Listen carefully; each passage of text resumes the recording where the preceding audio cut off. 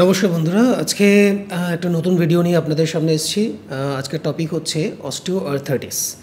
আচ্ছা, যেটাকে আমরা বাত বলি, ক্রমশই আমরা দেখছি যে এই বাতের যে অ্যামাউন্ট বা পেশেন্টদের যে অ্যাফেক্ট করার যে প্রবাবিলিটিসটা আগের থেকে অনেক বেড়ে যাচ্ছে। কারণ হচ্ছে মানুষ এখন অনেক বেশি একসাথে অনেকক্ষণ দাঁড়িয়ে থাকা বা হাঁটু ভাঁজ করে বসে কাজ করা, দৈনন্দিন জীবনে সিটিং পশ্চারে অনেকক্ষণ থাকা, সেই সব কারণের জন্য আর্থ্রাইটিসের যে লেভেল আরও বেশি বেড়ে যাচ্ছে। তো এই অস্টিওআর্থ্রাইটিসের কী কারণ এবং অস্টিওআর্থ্রাইটিসের যে সিমটমস সেগুলোই বা কী, আজকে সেগুলোর জন্যই আমরা একটা আলোচনা করব। দেখুন, অস্টিওআর্থ্রাইটিস একটু ডিফারেন্ট। যেমন আমরা আরও কিছু আর্থ্রাইটিস জানি, যেমন হচ্ছে রিউমাটয়েড আর্থ্রাইটিস আছে, অ্যাঙ্কালয়েজিং স্পন্ডলাইটিস আছে। তো সেইগুলোর থেকে অস্টিওআর্থ্রাইটিস অনেকটাই ডিফারেন্ট। এই অস্টিওআর্থ্রাইটিস কিন্তু আমাদের ডিফারেন্ট লেভেলে হতে পারে, যেমন হচ্ছে স্পাইনে হতে পারে, আমাদের হাঁটুতে হতে পারে, যেগুলো ওয়েট বিয়ারিং জয়েন্টস, সেগুলোতে বেশি দেখা যায়। কারণ হচ্ছে এটা আমরা মেডিকেল টার্মে বলি ডিজেনারেশন। মানে কি, যে আস্তে আস্তে আমাদের যে কার্টিলেজ আছে, যেগুলো আমাদের জয়েন্টকে প্রোটেক্ট করে, সেই কার্টিলেজগুলো আস্তে আস্তে সেগুলো ক্ষয়ে যেতে থাকে। মানে সেগুলো আস্তে আস্তে চাপ পড়ে পড়ে সেগুলোর মধ্যে একটা পাতলা আস্তরণ তৈরি হতে থাকে, যেগুলো একটা মোটা একটা ভাব থাকে, সেগুলো থেকে আস্তে আস্তে পাতলা হতে শুরু করে। তো সেই জন্যই অস্টিওআর্থ্রাইটিসে কিন্তু আমাদের মনে রাখতে হবে যে ডিজেনারেশন অফ দ্য কার্টিলেজেস মানে ধরুন একটা জয়েন্টস, তার দুটো এন্ড থাকে। যেমন আমরা যদি বলি স্পাইন, যদি ভাবি, যেমন স্পাইনের এই যে স্পাইনের যে দুটো ভার্টিব্রার মাঝখানে একটা স্পেস থাকে, সেই স্পেসে অনেক কিছু স্ট্রাকচার্স থাকে। এখন সেখানে যদি প্রেশার ক্রিয়েট হয়, সেখানে কি হয়, নানা রকম ফাইন্ডিংস বা নানা রকম আপনার বিভিন্ন রকম স্ট্রাকচার তৈরি হতে থাকে। যেমন অস্টিওফাইটস মানে কি, যেগুলো হচ্ছে এক্সট্রা বোন গ্রোথ হওয়া। এই কারণগুলো হচ্ছে যে যদি আপনি দৈনন্দিন জীবনে আপনার স্ট্রেস বেশি থাকে বা আপনি অনেকক্ষণ একই পশ্চারে থাকেন, যেমন ধরুন একজন পেশেন্ট আমার কাছে এসেছেন এবং তিনি বললেন যে তিনি রোজ 1 ঘন্টা 2 ঘন্টার কাছাকাছি প্রেস অনেকক্ষণ দাঁড়িয়ে থাকতে হয়, সেজন্য তার হাঁটুতে খুব ব্যথা করছে। এখন এই হাঁটু ব্যথার কারণ হিসেবে যখন এক্সরে করা দেখা গেল যে তার হাঁটুতে অস্টিওআর্থ্রাইটিস আর্লি চেঞ্জেস হচ্ছে। আর্লি চেঞ্জেস মানে কি, সেখানে সবে শুরু হচ্ছে আর্থ্রাইটিসের লেভেলটা।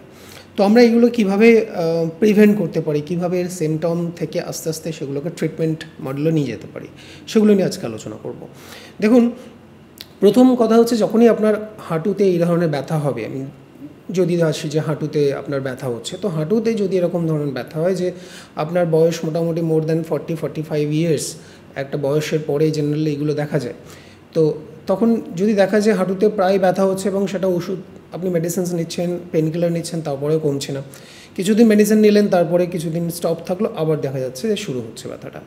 তো আপনি যখনই ওয়েট বিয়ার করছেন, যেমন ধরুন আপনি অনেকক্ষণ দাঁড়িয়েছেন বা আপনি একটু হাঁটাচলা করছেন বেশিক্ষণ, বা আপনি নিচে অনেকক্ষণ বসে আছেন, সিটিং পশ্চার অনেকক্ষণ আছেন, তারপরে যখনই আপনি পশ্চার চেঞ্জ করছেন বা হাঁটাচলা করতে শুরু করছেন, দেখা যাচ্ছে যে ব্যথা হচ্ছে।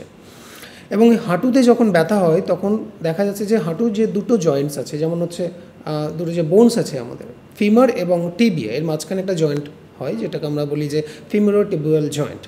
এই জয়েন্টের মাঝখানে স্পেসটা দেখা যাচ্ছে আস্তে আস্তে অনেকটা রিডিউস করে যায়, এবং তার সাথে ওই জায়গায় যে কার্টিলেজ থাকে, আমরা যেগুলোকে বলে তরুণ আস্তি, কিন্তু সেইগুলো আস্তে আস্তে চাপ পড়ে পড়ে সেগুলো আস্তে আস্তে ক্ষয়তে শুরু করে। তখন আমাদের বুঝতে হবে যে সেখানে কিন্তু আস্তে আস্তে কিছু আওয়াজ বা কিছু সাউন্ডস প্রডিউস হতে পারে। যেমন ধরুন অনেকে বলেন যে আমার হাঁটুতে কটকট করে শব্দ হচ্ছে, তার মানে এটা বুঝতে হবে যে ওনার যে স্পেসটা, হাঁটুর যে মাঝখানে একটা জয়েন্ট স্পেস থাকে, সেই স্পেসটা কমে যাচ্ছে এবং সেখানে যে কার্টিলেজেস যেগুলো আমরা বলি, তো সেইখানে আর্থ্রাইটিসের সিমটমসটা শুরু হচ্ছে। এছাড়া আর কি সিমটম হতে পারে, ধরুন সেই পেশেন্ট যখন ঘুমাচ্ছেন বা রেস্ট কন্ডিশনে থাকছে, তখন কিন্তু সে পেনটা থাকবে না। এটা কিন্তু ডিফারেন্সিয়াল ডায়াগনোসিস। মানে কি, যখন রিউমাটয়েড আর্থ্রাইটিসের ক্ষেত্রে আমরা বলি রিউমাটয়েড আরে যে আর্থ্রাইটিস, সেখানে কিন্তু রেস্টিং কন্ডিশনে পেন থাকে, কিন্তু অস্টিওআর্থ্রাইটিসের ক্ষেত্রে আমরা দেখি যে সেখানে কিন্তু যখন ওয়েট বিয়ার করছে তখনই কিন্তু জেনারেলি এই পেনটা তৈরি হয়। আচ্ছা, তাহলে এবার আমরা দেখতে পারি যে কীভাবে এই অস্টিওআর্থ্রাইটিসের সিমটমকে আস্তে আস্তে আমরা বুঝে সেখানে আমরা কিছু ডায়াগনোসিস করব। কী ডায়াগনোসিস হতে পারে, যেমন আমরা কিছু ব্লাড টেস্ট দিতে পারি পেশেন্টকে, যদি তার ক্যালসিয়াম, ভিটামিন ডি লেভেলটা দেখার জন্য তার কিছুটা সিআরপি টেস্ট করে দেখতে পারি, ইএসআর দেখতে পারি। এই লেভেলগুলো দেখলে আমরা বুঝতে পারি যে সেখানে কোনো চেঞ্জেস হচ্ছে কিনা, ব্লাডে কোনো চেঞ্জেস আসছে কিনা। সেগুলো থেকে এস্টিমেট আমরা আসি যে আস্তে আস্তে এক্স রে করে দেখে আমরা বুঝতে পারি যে সেইখানে জয়েন্ট স্পেস কতটা কমলো এবং আগের থেকে সেটা কতটা জয়েন্ট স্পেস রিডিউস করেছে। আমরা যদি 1 বছর আগের একটা এক্স রে দেখি এবং সেই পেশেন্ট এখন এক্স রে করে দেখছেন যে তার হাঁটুর অনেক চেঞ্জেস হচ্ছে, সেখানে এক্সট্রা বোন গ্রোথ হচ্ছে।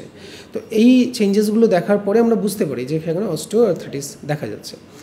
এখন আর্লি আর্থ্রাইটিস এবং ক্রনিক আর্থ্রাইটিস এই দুটোর মধ্যে কী ডিফারেন্স? দেখুন, আর্লি মানে হচ্ছে যদি কারোর বয়স নিয়ার অ্যাবাউট 40-45 কাছাকাছি থাকেন বা 50-র কাছাকাছি থাকেন, মানে ধরুন মোটামুটি মিডল এজের কাছাকাছি আছে, তখন জেনারেলি এই আর্থ্রাইটিসটা শুরু হয়। কিন্তু কোনো ধরুন কোনো বয়স্ক ফিমেল পেশেন্ট, জেনারেলি ফিমেলদের খুব বেশি পরিমাণে হয় এটা, ফিমেল পেশেন্টদের ক্ষেত্রে দেখা যায় যে তাদের বয়স যদি মোর দ্যান 60 আপ হয়, তাদের ক্ষেত্রে এটা ক্রনিক একটা আর্থ্রাইটিসের কন্ডিশনে চলে যায়।